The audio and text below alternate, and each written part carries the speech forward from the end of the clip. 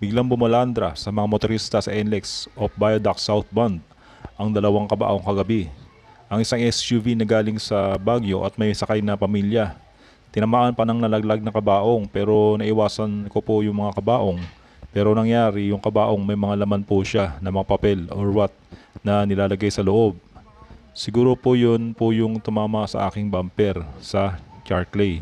So nabasag po siya. Agad namang humingi ng tawad at nakipag-areglo ang driver ng van kung saan nakasakay ang mga ataol. I-deliver daw dapat ito sa Marikina nang malaglag ang mga ito. Tuloy ang investigasyon pero heto ang paalala ng nakakapektuhang SUV driver. Kung inaantok ka, hindi mo nang subukan na i-drive, di ba?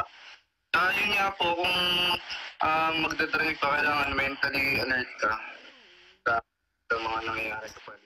Nilinaw noong Lunes ni Senator Risa Ontiveros na may akda ng Senate Bill No. 1979. Pinagtanggol ni Ontiveros ang Sex Education Bill.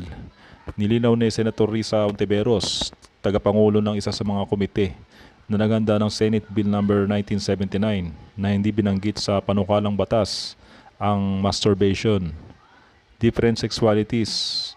Matapos i-flag ni Pangulong Ferdinand Marcos Jr. ang panukalang batas bilang katawa-tawa at kasuklam-suklam. Mr. President, with all due respect, maliwanag na wala sa bill kahit ang salitang masturbation. Wala din po yung try different sexualities. CSA contains the very same things you support. Teaching kids anatomy, the consequences of early pregnancy, sabi niya. Naiintindihan ko ang kanilang mga konsiderasyon sa pagbawi ng suporta sa panukalang tutugon sa pagtaas ng teenage pregnancy sa bansa. Maihahain akong substitute bill bilang tugon sa tunay at sinserong concerns ng iba't ibang sektor at grupo. Umaasa ako na pag-aaralan nila. Last Thursday on what my opinion was on sex education in schools. And I stand by my answer that sex education is extremely important. When I was talking about sex education, I remembered our sex education when I was in school. At ang itinuro sa amin ay anatomy. What is the anatomy of male and female reproductive systems? Naalala ko pa, nanood kami ng video ng mga cell na nagdi-divide para maging baby. Yun ang tinuro sa amin. Kailangan talagang malaman ng mga kabataan yan. However, over the weekend, I finally read in detail Senate Bill 1979.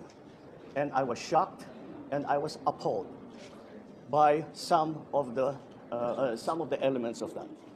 Because this is all this woke that they are trying to bring into our system.